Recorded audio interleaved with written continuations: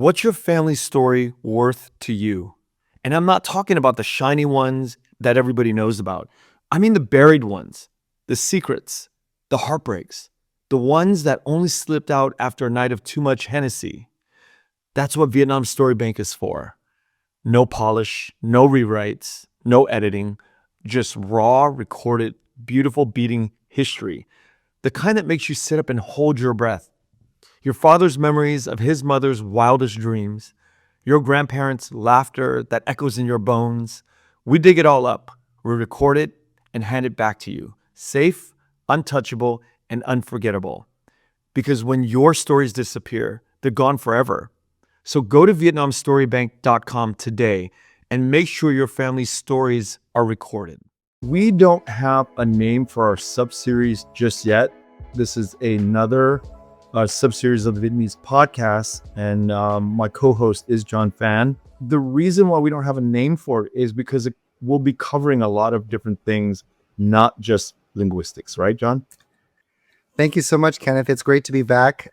Yeah, I hope so. I think, there's lots of conversations to be had, especially about pre-modern Vietnam, Vietnam before the 20th century, before even the 19th century.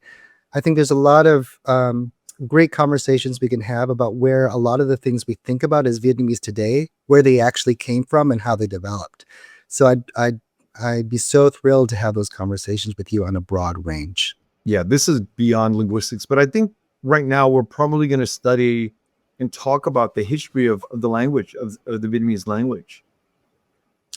Yeah, I'm super excited because, of course, that's my core interest, is the development of the way the Vietnamese language was shaped over time. So it's great to start there.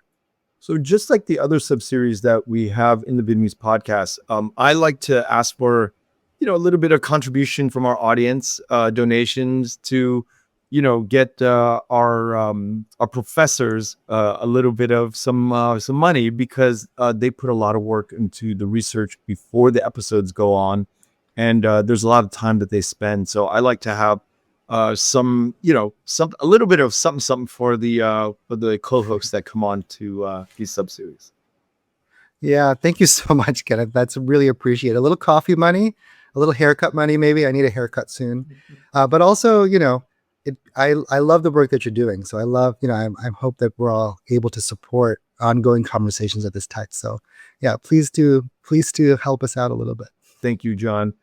So I think what we're trying to do is we're trying to figure out the structure of this new sub-series. What I want to do is pick and aggregate a few questions from our YouTube comments.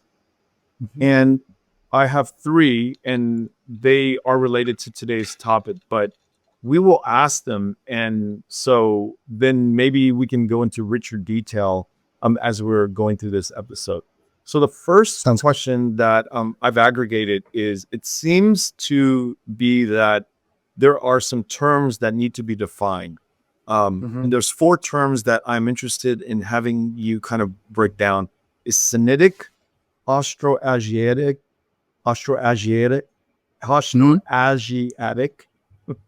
Anamese, and Kradai.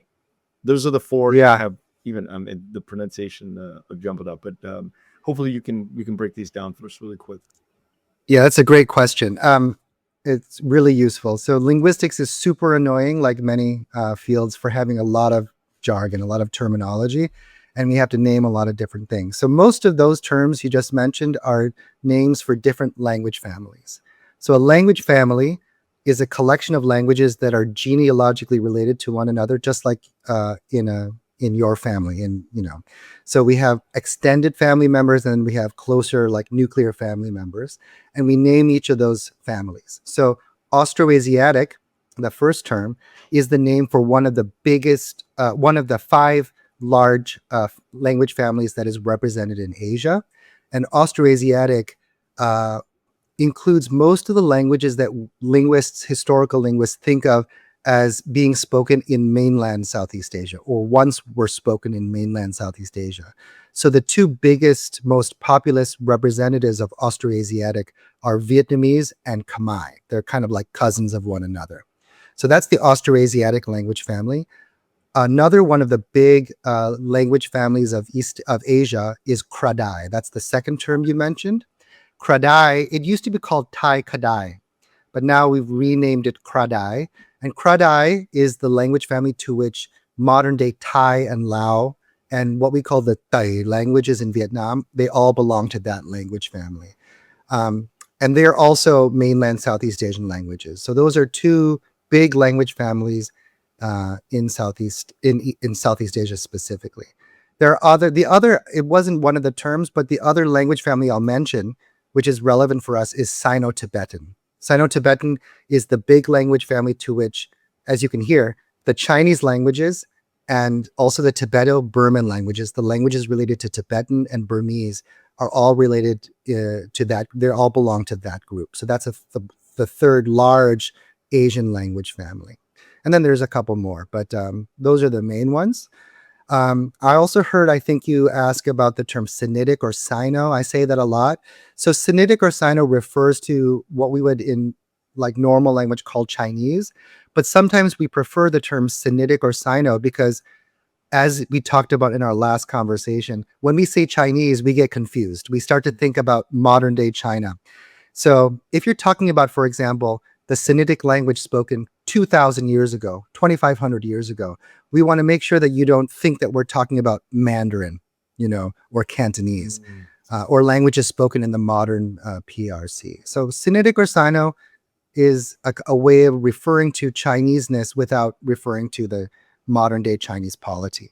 Okay. You'll also hear me use the term literary Sinitic sometimes. That's like literary Chinese, or sometimes it's called classical Chinese, but we use that term exactly for the same reason. So that's Sinitic or Sino. I think you also asked about Annamese, maybe, or Anam. Yeah, so this is it's good to ask this question because the term Anam is very contentious in Vietnamese studies. So for a couple of reasons, Anam refers to many different things, but in the colonial period, Anam was the middle part of Vietnam, right? It was the middle territory of the French colony. And before that, Anam was also the term that the Ming dynasty, that the Tang dynasty from the 6th to the 10th century used to refer to the province of what is now northern Vietnam as it belonged to the Tang dynasty. And the Ming dynasty, when they conquered Vietnam in the 15th century, also used that term. So all of that's to say is that some people don't like the word Anam because they think of it as a colonial term for Vietnam. But it, in reality, was the name for the region for many, many centuries. And many Vietnamese also called themselves Annamese for a long time. It was a very popular way to refer to one's own cultural identity. So in my book, you can see my book is called Annamese Middle Chinese and the Origins of the Vietnamese Language. That's the little subtitle here. I call a language, a Chinese language or a Sinitic language that was spoken in that area, Annamese, because it was spoken in the province of Annam during the Tang Dynasty. So when you hear Annam, you can just think of it as a way to refer to most specifically the Chinese province that corresponded to northern Vietnam in that time. Did I miss a term? Nope. Were those all the terms? That's all the terms and more. You added there another one. Right. Each one of these can have its own standalone episode of of this subseries, and that's why I'm so excited about because I've grown up reading here and there of these terms, and I've always wondered what Anam referred to, and there could be like a whole subseries episode that is dedicated to this history of Anam and why it's so contentious, and the idea of it being a colonial thing is also very interesting too, because my question, and we don't have to get into this right now, but it's like a question of like, well, did we come up with that name? Our people from that period, did we come up with it, or did the French come up with it and just kind of permanently etched it into the history of the West as that that time period? So there's so many things that that we can discuss, and the there's another side to there's another question that an audience member, John Yu, sent to us, and it's within the same family of questions, but where did the north, middle, and south, so north, central, and south dialects come from? How did they kind of evolve into Yeah. where they are today? That's such a good question. And I need to preface my answer by saying I am not really an expert on what we call dialectology. There are some great experts on Vietnamese dialects out there that we can maybe give that information out in another format. But I can answer the question kind of briefly. So the first thing to note is that languages change automatically. So even if nothing happens, you will diversify into dialects. Now, North, Central, and South are the main three dialects of modern day Vietnamese. And it's a little confusing because for most of history, all the way up until the 17th century or so, or the 16th, 17th century, the southern border of what we call Vietnam, or Dai Viet in that time, was what is now Central Vietnam. Because in Central and South Central Vietnam, there was the Kingdom of Champa. So when we think about how dialects diversify, they diversify in the middle.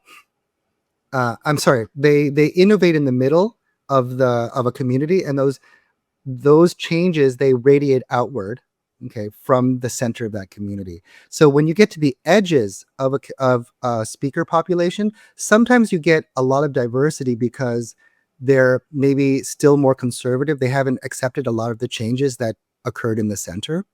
And also, when you think about the southern border, that old southern border, which is now central Vietnam, you're talking about speaker populations of Vietnamese who are in contact with non-Vietnamese speaking peoples, especially the Cham peoples. So in central Vietnam today, the central dialects have a long history of evolving very distantly from the standard speech of the north, and also undergoing influence from non-Vietnamese speaking peoples. So that's a way to understand why the central dialects are so divergent. As anyone knows, it's very difficult. I mean, I'm throwing shade now at the central dialect, but if you're not a speaker, it's very hard to understand, right? And that's also a way to understand why the southern dialects are closer to the northern dialects than the central dialects. Because as we talked about last time, the Nguyen clan who founded the South, they're from the north, right? So there's a thing that I cannot explain to you because I actually don't really know the answer. And that is that Hue was the capital of that clan. So there's a historical mystery there for me. I think there maybe is a linguist out there who can answer this question. But the dialect of the South, centered in Saigon, is much closer to the northern dialect than the dialect of Hue. My impression, and it's just my impression, is because Hue is in that region that was the border zone for so long. And even though it served as the capital, the local dialect was still very strong. Whereas the dialect of Vietnamese that was brought to Saigon, there was no local dialect in Gia Định area. So they brought a kind of more standardized northern dialect down with them, and then it changed in the South.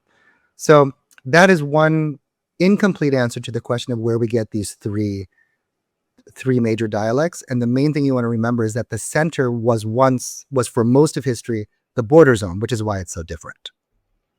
This is my 5th year of doing this podcast, and I can't tell you how excited I get to hear these kind of answers and responses, especially when you're somebody that lives in this space and you're saying that there's still this mystery that you don't know. There's so many beautiful details and nuggets of the work that we exist in within our history. And it's a really cool question is, how is the center of this country so different from the North and the South, which is like on the, they're on the extreme ends of it. That mystery is so cool. And I hope that we can get to that answer eventually as we're going along the sub-series. And the last thing before we get into our main questions for the day is, how much is our Vietnamese language influenced by India? That's a question that came from one of the comments in the YouTube. That's a cool question. Yeah, that's a really cool question. So I think there's two ways to answer that. The first one is, remember, Vietnamese is genealogically part of the Austroasiatic family, the Southeast Asian mainland Southeast Asian language family. And that language family stretches from the Vietnamese language in the east, that's the easternmost spoken Austroasiatic language, but all the way to what are called the Munda languages in India, in modern day India. So that's a huge range of these languages. And if you think classically, that means that all of those languages, from the Munda languages to the Vietnamese language in the east, originated as a single language, not necessarily a single people, but a single language that diversified over time. And we don't really know exactly where the homeland of that ancient Austroasiatic language is, but it was probably somewhere between Vietnam and India, somewhere, in that area. And then it sort of spread and diversified and changed. But we're talking very ancient history when we talk about that relationship. So the common ancestor of the Munda languages in India and the Vietnamese language was spoken many, many, many thousands of years ago, thousands of years before recorded history. So there is a kind of connection there, but it's very, very ancient. The more immediate relationship between the Indian languages and Vietnamese is borrowings, cultural and linguistic borrowings from the Indian languages, particularly via Buddhism. So this is, I'm going to answer only briefly because this is another episode which would be great to discuss. But Buddhism obviously arose in India, but it comes to Vietnam via two routes. It comes to Vietnam over the sea, kind of directly, well, sort of from India through Southeast Asia up through Champa and into what is now northern Vietnam. And it comes also overland over the Silk Road through China into Vietnam. And most of what we think of as Vietnamese Buddhism is that second route through China. So, and then we have a lot of Indian words in Vietnamese language that come from Chinese borrowings of ancient Indian languages, Sanskrit or Pali. And then we also have some borrowing from that other route, the direct route. So there's a lot of stuff going on there. And then the last thing I'll say is that the more immediate presence of Indian culture and language that's proximate or next to Vietnam is in the kingdom of Champa, which is this kingdom that we've talked about a couple times, which was once in Central and South Vietnam. And they were an Indic civilization. Their cosmopolitan or orthodox official language was Sanskrit, but they also wrote in Cham. And in fact, the oldest Sanskritic stele or epigraphy is from what we think of. We think it's from what was a progenitor of the Cham kingdom. So, and that's part of Vietnam today. So, India has a lot of influence on Vietnam in many different ways. Yeah. Yeah. I don't know if that answers. No, it does. In an early episode, I had Mac Levan Qua. He Oh, wow.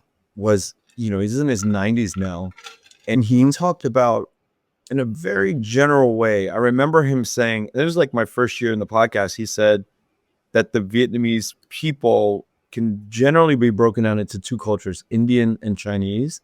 And I was blown away because, I really never studied any of this stuff. And to hear that for the first time, I was like, India, what does India have to do with Vietnam? And this is me being very new, very green.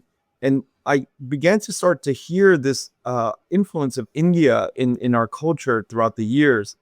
And now having you talk about this, I think the idea of Champa and India, it deserves its own few subseries because the language and the culture of Champa and the history of that world is something that is a complete mystery to somebody like me who, we're not in that space. That I'm not in that space where I'm learning this stuff.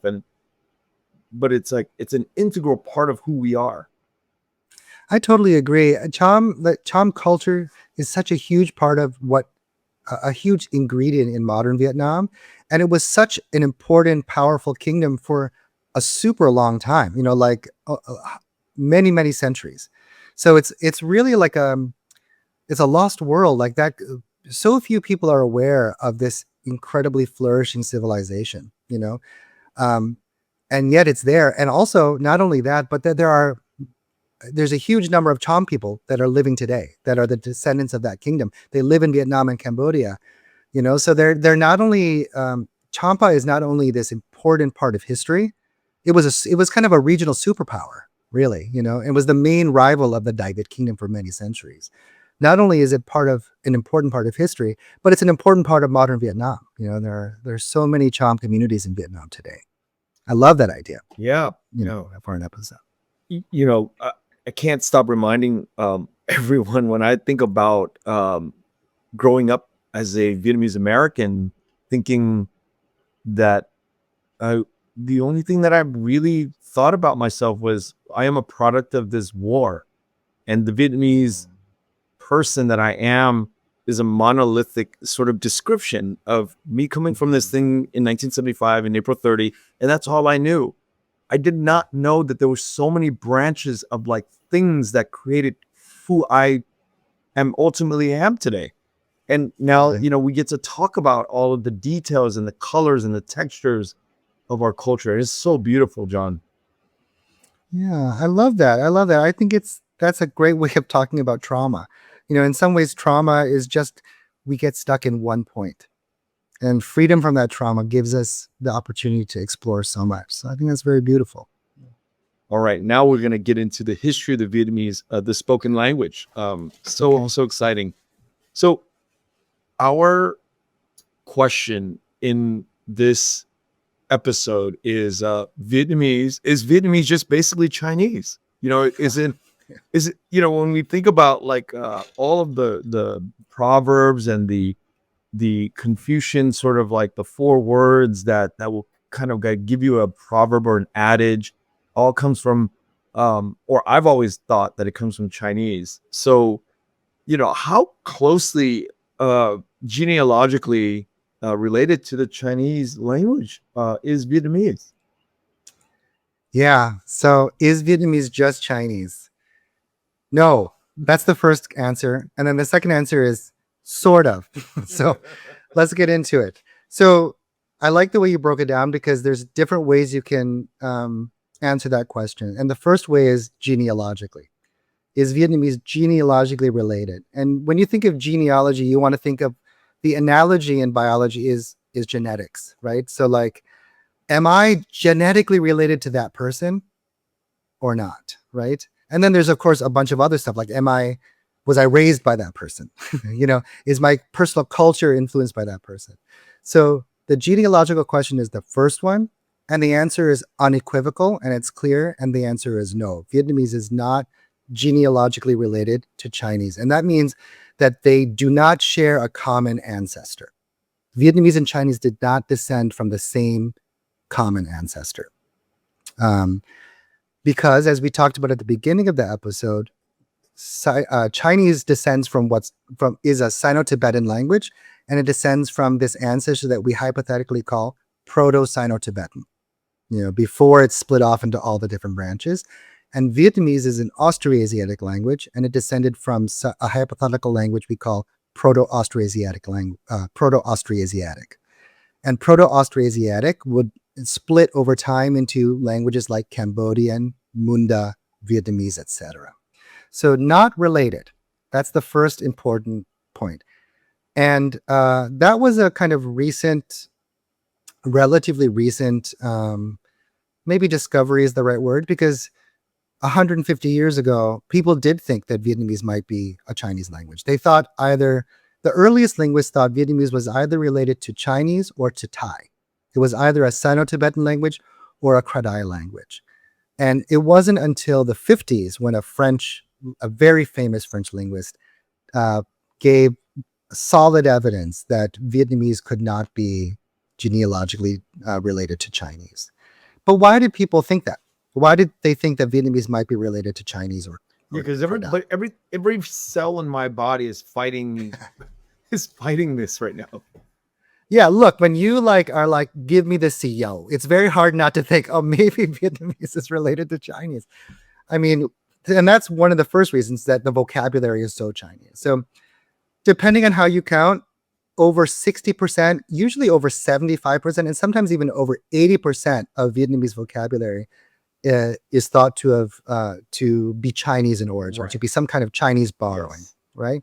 So that's a huge percentage of our native vocabulary. There are some words that we don't really even have a native word for it anymore, or we have a native word and we don't really use it. And very basic vocabulary, like no. Head is a Chinese word.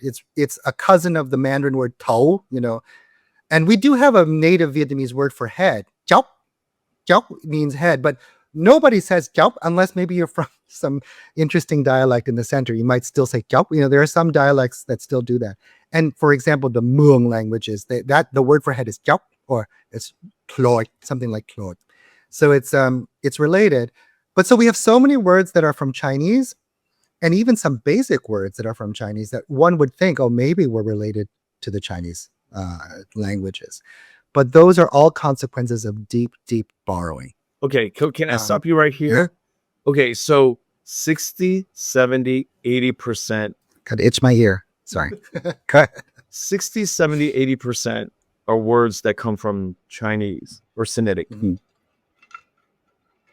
That is a huge number that has infiltrated the words coming out of our mouth as Vietnamese people. So Yeah. how could a theorist say that it doesn't come from Chinese when, let's say, up to 80% of our words can be argued that there are roots from the Chinese language? Yeah. I mean, exactly. It's crazy, right? But that's why when we say genealogical relationship, we mean one very specific thing. We don't mean that it isn't related. It isn't influenced by, or it doesn't have a connection to. We mean it did not descend from a common ancestor. And I'll give you a metaphor, and then I'll answer your question more specifically. The metaphor is, maybe I'm adopted by this family, and everything that I like, all of my tastes, like the kind of food I like, the kind of movies I like, the language I speak, they all come from my adopted family, my adopted parents. But maybe my adopted parents, are Koreans and I am Mexican, like genealogically, genetically. My genetic parents are from Mexico, but I was adopted and raised in a Korean household. So you can see, like, maybe I love everything Korean because that's what I'm used to, but that does not explain my genetic heritage. So the genealogical heritage of Vietnamese is like that. Like, Chinese does not explain, Vietnamese does not come from the same genetic place or genealogical place as Chinese. But then all this stuff, it's part of the history of the Vietnamese language, and it comes in that way. So that's a good general way to think about it. But if you're asking, how do we know that Vietnamese is not genealogically related to Chinese? Well, languages influence each other in specific structural ways. So some things are borrowed, and some things kind of are very difficult to. Some things are easy to borrow, and some things are difficult to borrow. And there's a kind of hierarchy. Words are easy to borrow. I mean, think about English. We have so many loan words from many different, languages, and different types of words are easier or more or less easy to borrow. So cultural words are very easy to borrow. So in English, we have words like sushi, tsunami from Japanese. Doesn't mean we're related to Japanese. It means we're in cultural contact with Japanese. And then words like body parts are what we call basic vocabulary, and those are harder to borrow. So we typically think that generally your basic vocabulary is not going to be borrowed. And if you have some borrowings in your basic vocabulary, it means that you were in really intense contact with another language group. So if you look at English, the basic vocabulary is pretty Germanic. And then you have another layer of borrowings. So animal names are also sometimes, unless they're borrowed, if they're in the group, they're usually more basic. So you can think about the difference between pig and pork. Pig is a Germanic word, or well, actually, swine is the Germanic word. But the word pork is borrowed from French because although it refers to like pig meat, it's like a culinary term, so it's borrowed from French. So what I'm trying to say is that by looking at the proportions of different words in a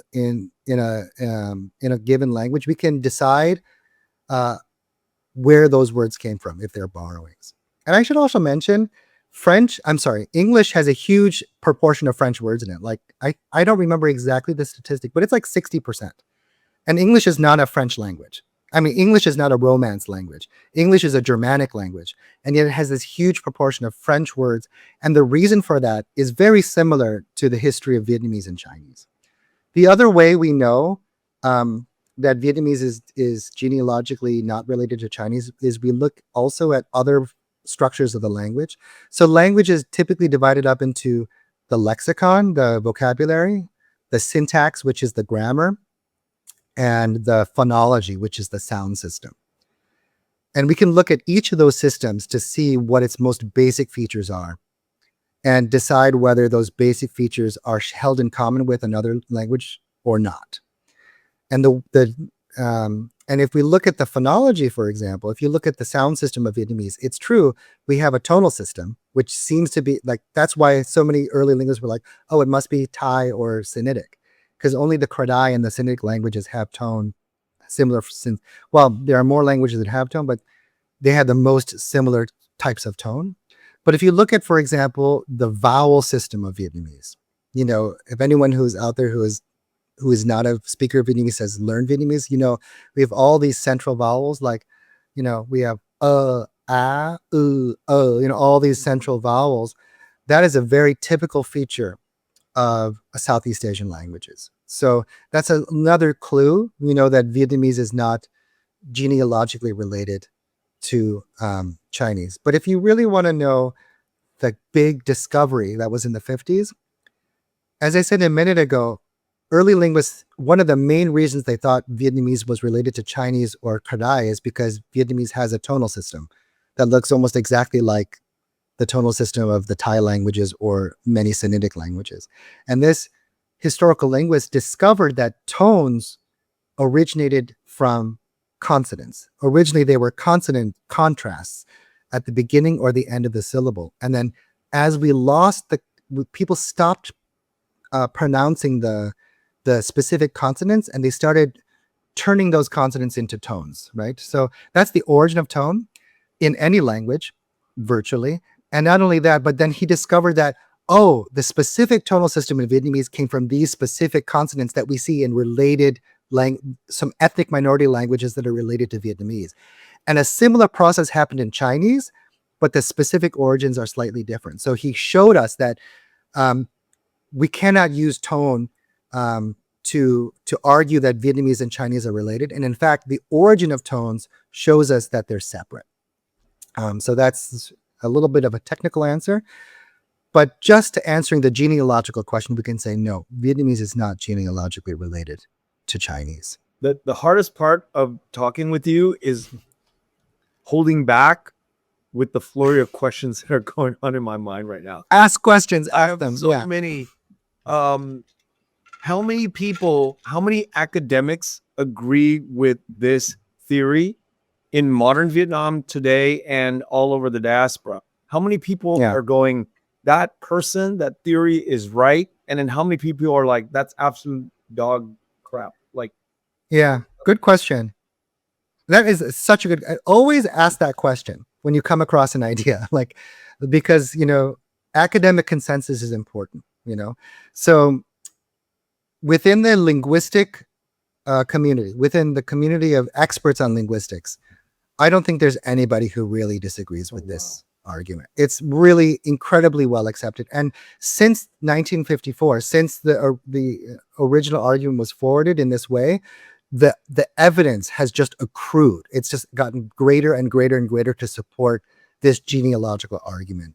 I don't think there's really any reputable linguist, I'm going to get in trouble for saying that now, but any reputable linguist who does not agree that Vietnamese is an Austroasiatic language. There are, of course, some people out there who do disagree, and maybe there's some interesting points, and there might be something to that, but it's fairly well agreed.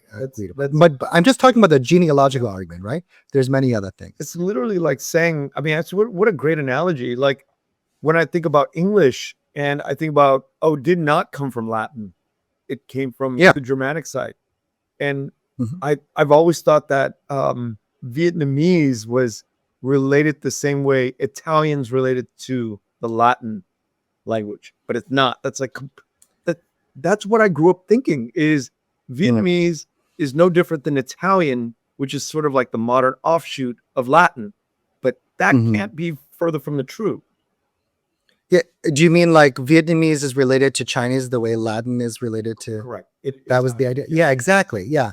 Yeah. It's a good, that's right. So it's even the genealogical relationship is even more distant. If you use the Germanic analogy, like German is not a Romance language. Yeah, that's a good way to think about it. You know, Italian, French, Portuguese are all Romance languages that are descended from Latin, but German is not. That's a good way to think about Vietnamese and its relationship to Sinitic or Sino-Tibetan languages, except for the fact that if you go further back in history, German and Italian are related. They do come from Indo-European, which is like the super, super, super great, great, great, great, great, great grandfather of all of those languages. So there is a genealogical relationship there, whereas as far as we know, there is no genealogical relationship at all between the Sino-Tibetan and Austroasiatic languages, Okay. as far back as we can go. I have a question.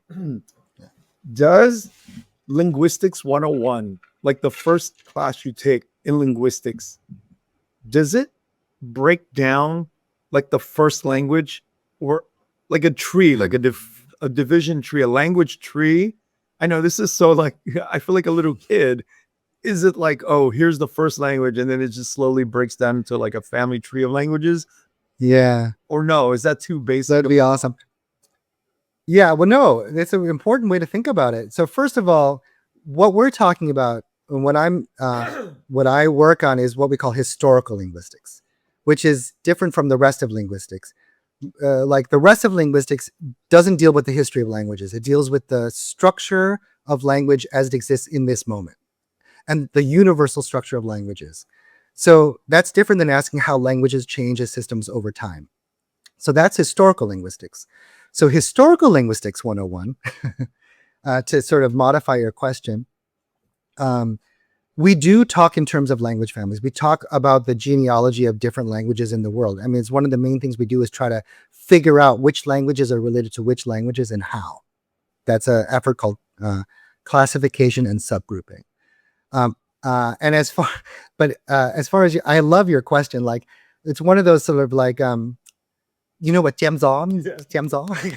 Like one of the tiamzon, like, yeah, topics would be to talk about this. Is there, for example, was there a single original human language, you know, that all languages descend from? Scientifically, there's no evidence for that, you know, like, and we don't know when in the biological history of humankind did language actually arise. So as far back as we can go, we have these super language families like Indo-European, like Sino-Tibetan, like Austroasiatic, and those go many, many thousands of years back, but we don't have any idea of how they might be related to one another. And the thing is, like, by the time you get that far back in history, your evidence is super, super scant. So you can only really, you can't really do any scientific work that far back in history. But it's fun to ask that question to think about. Oh wow! I didn't even know that I didn't even know that that's like a thing where, you know, it's gemyaable. It's just it's something that That's a good word. it's just something that you can just, you know, ban cho vui thôi. But it's you can't really, yeah. There's no records, right? In anthropology, it's like, there's no way that you can get down to the records. Yeah. The features and vocabulary of Vietnamese is different from the rest of the family. And I know that you bring up the idea of Thai Kradai and Sinitic languages. This idea of this intense joining, or not collaboration, because it doesn't sound like the word collaboration makes sense, but contact with the Chinese language. So does that mean that all of the words that were present in the language before the Chinese came in, does that mean that it all just sort of like goes away, or does it get blended in? How does that work when the Chinese show up? Yeah, great. So yeah, back to the is Vietnamese just Chinese kind of question, because this is where Vietnamese is very Sinitic. It has a lot of Sinitic features, the vocabulary, but not only just the vocabulary, which is what you're asking about, but even the sound system and even to a certain extent the grammar of Vietnamese. So what you're asking about is how contact works in a way, and how did Sinitic contact exert itself on the development of the Vietnamese language. And shout out to myself, sorry, but that is what this book is about. So if you're interested, it's not that cheap, but it is actually on sale right now at Amazon, probably because they can't make it. No one's buying it, so they put it on sale. So please buy it. Anyway, that's what the book is about. But so like I mentioned a minute ago, there's like levels of intensity of contact. So like the gentlest contact, meaning like two speaker populations in communication with each other that maybe have words for things. One language group has words for things that don't exist in the other language group. So naturally, that other language group will borrow those words and those ideas. A good example again is sushi. Like sushi didn't exist in the English world until they had contact with the Japanese. So they not only borrowed sushi as a concept and sushi as a dish, but they borrowed the word for it because there is no English word for it, right? So that kind of borrowing is very mild. It doesn't mean that the two societies are very deeply, associated with or in very intense contact. And then you can have sort of different levels of intensity going from there. When we look at the Chinese vocabulary in Vietnamese, what we see is we see those types of words. We see cultural words, uh, like modern borrowings, for example, like lì xì, xì dầu in southern dialect of Vietnamese, lots of food words and things like that. But we also see lots of other types of words that are of Chinese origin, words that we don't tend to think of as Chinese. Are in fact of Chinese origin. And for example, a lot of grammatical words, and a lot of verbs even, verbs, grammatical words, and even grammatical systems like the classifier system, cái, một cái, hai cái. That cái is not only a Chinese word, but the system of using that type of word is a Sinitic system. So we see a lot of these types of borrowings, and for linguists, it makes you pause and be like, first of all, you're like, is Vietnamese related? And then you look at all the other stuff and you're like, no, Vietnamese is not related. So we have to figure out where all these words came from, And what you have to posit is that there was a really, really intense form of contact between these two languages. And this is where I really can get lost in the weeds. So I'm going to resist that temptation. But to make a very long story short, the first thing you do is you split up the time depth of each of those words. Like, when was it borrowed? Was it borrowed in the 20th century or was it borrowed in the first century? And most of the work I did in my book was a phonological analysis of the sounds of the Chinese words to divide them up into different time depths. And we have 3 to 5 different periods in which Chinese words were borrowed. And each of those periods, they're borrowed in a kind of a different way. So the last period, which I call recent Sino-Vietnamese, is the mildest form of contact. That's basically modern times, like 18th, 19th, 20th centuries, maybe 17th century, where we get a lot of Cantonese speakers in the south, in like Gia Dinh area, in what is now southern Vietnam. And we get a lot of Cantonese borrowings and also Ming borrowings that are mostly cultural or food words like lì xì, words like xì dầu, xì dầu. And that's why, by the way, xì dầu is the southern word for we say nước tương in the north or something else, because those Cantonese speakers weren't in the north. So that's the most recent type of borrowing. And then the like 80% or over 80%, maybe, I don't know the exact statistic, of Chinese words that exist in Vietnamese were borrowed in a middle period. I call it late Sino-Vietnamese. And they are most consistent in their form with what we call Middle Chinese, which is the form of Chinese that existed before the modern dialects of Chinese diversified. That's typically what we think of as the Tang Dynasty and a little after the Tang Dynasty. So 6th through 10th, 11th centuries or so. That's kind of the middle period. So then you got to ask yourself, why are there so many words borrowed that have a form that's consistent with this middle period Chinese? And the answer is that, well, first of all, you got to remember the area of northern Vietnam and the area where Vedic speakers lived was part of the Chinese Empire, not only during the Tang, but from the Han through the Tang dynasties, from like 1,000 years. For 1,000 years, that area was part of the Chinese empires. And not only that, but I kind of misspoke in the last episode. I said the area of the Red River, if you remember the Red River where Hanoi is today, that was the site of the largest city of the empire. What I meant was the largest city in the south, in the far south.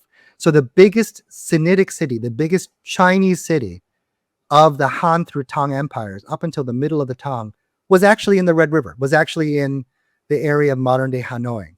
So what does that tell us? It tells us there was a lot of Chinese speakers in that area. And it tells us that they were living alongside a lot of speakers of the ancestor of Vietnamese, what we can call, well, I call it ancient Northern Vedic, but just think of it as the ancestor of modern day Vietnamese. And what we need to imagine is that this was a society that was bilingual. That you got to think of a city like Zhaoqi, which is the ancient site of Han through Tang, which eventually became Hanoi, as a city where, and a country, a province where people spoke both Chinese, a form of Chinese, and a form of Vedic, a form of the ancestor of modern Vietnamese. And probably many families themselves were bilingual. And that was a condition that's very common in the ancient world. We think of it not common today because even though, you and I, all of us who are Vietnamese Americans, we're all mostly from bilingual households. And yet somehow we're brainwashed into thinking that bilingualism is a weird thing. But it's the norm for a lot of history, for most of history. So we got to think of that area of Vietnam over this 1,000-year period as deeply, deeply bilingual, if not more, if not trilingual. And so we've got families who speak Sinitic and Vedic in different conditions. And because they're bilingual, the form of each language is being changed. So think about it. If I'm a bilingual speaker about a Sinitic language and a Vedic language, then when I speak Vedic, I'm going to drag a lot of Sinitic elements into my Vedic. Just like, we talked last time about how Vietnamese diasporas in America are proud of speaking the Chun Vietnamese, the pure Vietnamese. But think about it for a minute. Is it really? Because my sao is not a pure Vietnamese word. Like when you say cell phone and you call it my sao, like that is an English word. Sao is an English word. And like, think about when you really get into that Vinglish space, when you're like, you không thích cái này, you không thích cái kia, and you're saying you, like you're taking a English pronoun and you're using it in your Vietnamese. And that's because you're bilingual. That's because you speak both Vietnamese and English. And Spanglish is like that, like all these sort of mixed dialects of a language that borrow. So you want to think about the way in which these people spoke Vedic over this time as mixed in that way because they're bilingual. So they're kind of mixing their Chinese in with their English or with their Vedic language. And that is the condition for many, many centuries. And then through many, many processes after the area of northern Vietnam becomes independent in the 10th century, but probably a couple hundred years. It takes a couple hundred years after that. The people, these bilingual families, they slowly abandon spoken Chinese. They slowly stop. The same way, if you look at the Vietnamese diaspora, it doesn't take many generations for Vietnamese folks in America to kind of stop speaking Vietnamese, right? You kind of switch. So that's what we call language shift. So they're shifting from Sinitic to the Vedic language, or they're abandoning one of the two languages that were native to the area. And the language that they end up speaking is this deeply Sinicized, this deeply Chinified Vedic language.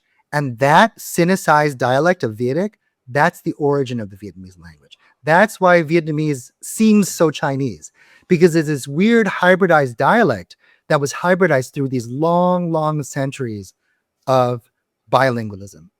And my favorite analogy for imagining that kind of a mixed language is Singaporean English, Singlish, which I cannot speak, but you can look it up on YouTube. You can hear it. It's a dialect of English that has deep grammatical and phonological and lexical vocabulary influences from chiefly from the Ming Chinese languages, but also from Malay and even Tamil.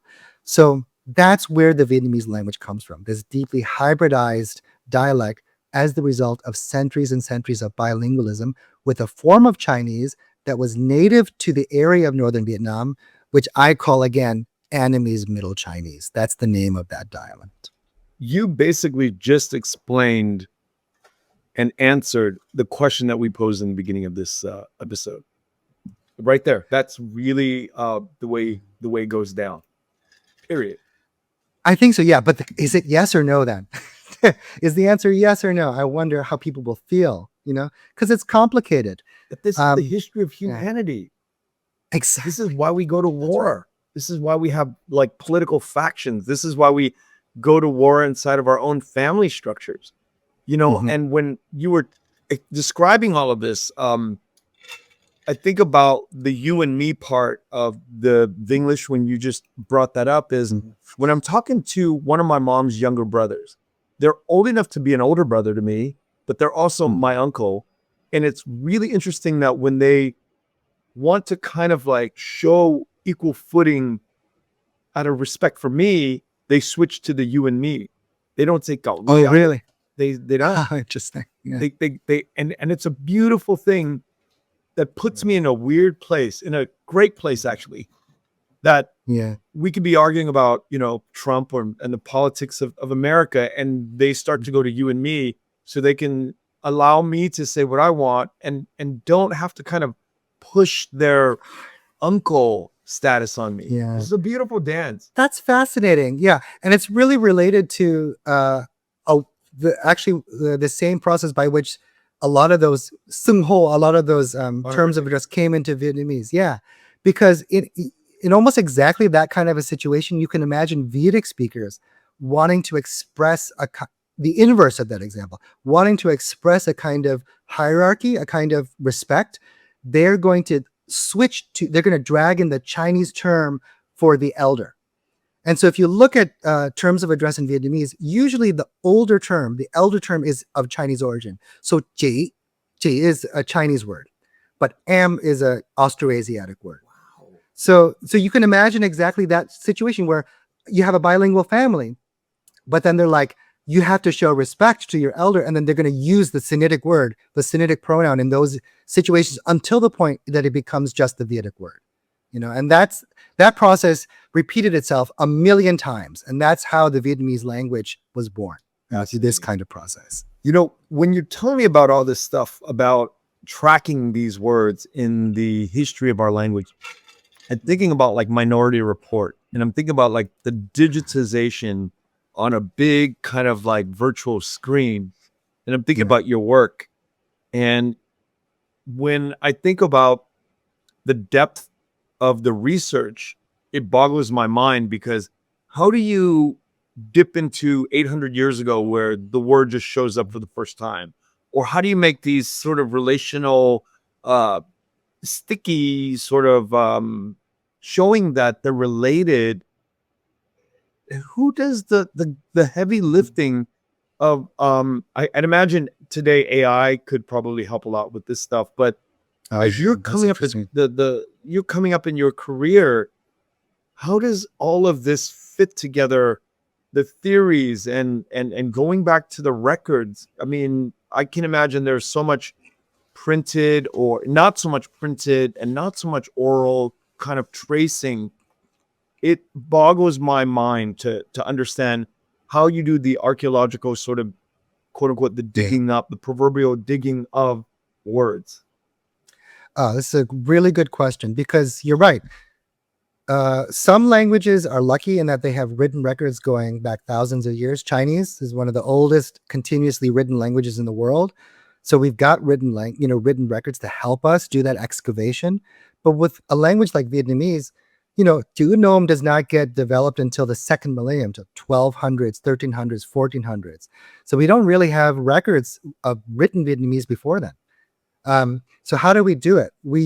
Linguists use a methodology called the Comparative Method to reconstruct earlier stages of the language. And the Comparative Method is is a method by which we determine what modern languages are related to one another in the way that we talked about earlier. And then we look at the systems of those languages that are related, and we compare the differences and similarities of those related languages. And then we reconstruct what must have been the common point before those two languages diverged. So if we have X form in this language and we have Y form in that language, we kind of we reconstruct what must have been the form such that both X and Y could have been the result. So that's the comparative method. It's a little mathematical the way it's done. Yeah. Yeah, but it's the only way for us to sort of get at the form of the language that existed in a time when we had no written record of it. So that's how we know what the sound system, for example, was like in an earlier period. Yeah, so that's the way it's done, and it's painstaking because you have to document the modern languages so that you can do that comparison. And has AI, the introduction of AI, has it really changed the game for you? That is a good question. So the quick answer is I don't know because AI just happened like 5 minutes ago, and most of my research was done, much earlier, at least on this topic, But things are changing immediately at this moment, and I think my feeling about AI, I have a lot of feelings about AI, complicated feelings about AI, both good and bad, but it's going to be an incredibly powerful tool. For this type of analysis, as long as we train it correctly. So we've been using computational methodologies for a long time in historical linguistics, a different kind of you could call it AI, you really could. It's not generative AI, which is the new sort of revolution. But we use what's called phylogenetics. It's a branch of historical linguistics, which is using algorithms to reconstruct family trees based on data. So we feed data to the algorithm, and we train the data in a certain way. We say we give a little bit of information for each of the data points, and then the algorithm produces the genealogical tree, the family tree for us. And that's what, for example, evolutionary biologists use to create the family trees of different species, because they feed in thousands and thousands and thousands of genetic characters to get those trees. But producing those trees is very laborious for a human. So, the computer can do it for you. So that has been part of historical linguistics for a long time. I did a tiny bit of that, although I didn't, I wasn't very deep in that work. But historical linguistics uses it a lot. So already we have that history. And now with generative AI, I honestly, I don't know how that's going to affect the field. But certainly automating a lot of the work is going to be very helpful because you do have a lot of data, and you do need sort of like a tool that will help you sort it in a sort of more efficient way. Breathtaking. I mean, it's a really interesting question, the AI stuff. I'm curious. I think there are many people out there who are going to answer that question better than I am, especially, younger linguists who are doing their work right now, who've got databases and databases and databases, and who are figuring out new ways in which to use AI to help them manage that data. Yeah. So we've covered a lot of the questions and points that you've brought up, but not everything. So I am probably going to fold into the next episode, perhaps a part 2 to the question of, is Vietnamese just Chinese? Or we can sort of like tweak our next topic to kind of fit into sort of these literary traditions that overlap. Is the second part of what we were planning to do today. So if that works for you, we could, we can convene for the next episode. Yeah, I think that's a great idea because the whole world of written language is different than the spoken language, right? And the question of, is Vietnamese literature or literary expression or writing, is that Chinese, it's a whole other question. But for this question about the history of the Vietnamese language, and the way in which it was formed and shaped, I hope people understand that question of whether it's Chinese or Vietnamese, it's a good way to engage. I think it's a good way to think about it. But I hope that once you hear the history of the language, you understand the complexity of where a language genealogically comes from versus where all the different forms and structures of the language actually are shaped, through influence and contact and things like that, that you see that there's no real way to answer that question satisfactorily, because Vietnamese is both Chinese and not Chinese, right? And once you start learning about that history, I would encourage people to let go of the need to decide whether Vietnamese is Chinese or not, because in the end, it's a limiting question. And if you let it go, you can see, as we talked about many times, you can focus instead on a kind of dazzling complexity to the language, and that's the important thing. That's the thing to focus on. It's very special. And you bring up a point. Why are we so obsessed with this? That's the crazy thing. Why am I so damn addicted to this question? And I think it goes, obviously the way we sit around the dinner table, we talk about these things sometimes, and we debate. And it is a good part of our sort of what occupies our kind of like our national identities almost. Mm-hmm. Yeah, that's right. I mean, it's not a bad question, but it's a question. I think of it as a gateway. That's the question through which you can enter a whole different world, So yeah, anyway, it's been really fun talking about it. I really appreciate the chance to talk through these things. And I hope that listeners will have questions, more specific questions about the range of things we talked about. I'd be very happy to answer any questions that anybody has. Yeah, we've gotten a lot of engagement in your first episode. So we encourage our audience to leave questions and comments. Just full disclosure, it's very difficult for somebody like me to answer anything in the comment sections because a lot of it is way over my pay grade. So I can't answer and leave comments to kind of like rebuttal. There's no rebuttals for me because it's really complicated. So we'll bring those questions and comments into episodes into the future. So John, thank you so much. It's obviously I'm like a little kid now in the candy store. I mean, just being able to talk to you and guys like, Professor Kevin Pham with the Vid History Makers sub-series is, this is really what I live for. And I can't believe I'm living in this day and age where I get to talk to guys like you and Kevin. Oh, it's so fun. I love it. And I can't wait to come back. Thank you so much. Thanks, John. Appreciate it. Yeah. All right. Take care. Thank you for listening to The Vietnamese with Kenneth Nguyen. Special thanks to Brittany Tran, to Jane Nguyen, Catherine Nguyen, Tina Pham, Sydney Jamie, and Christo Trin. Please find us on Instagram, Facebook, and TikTok at The Vietnamese Podcast.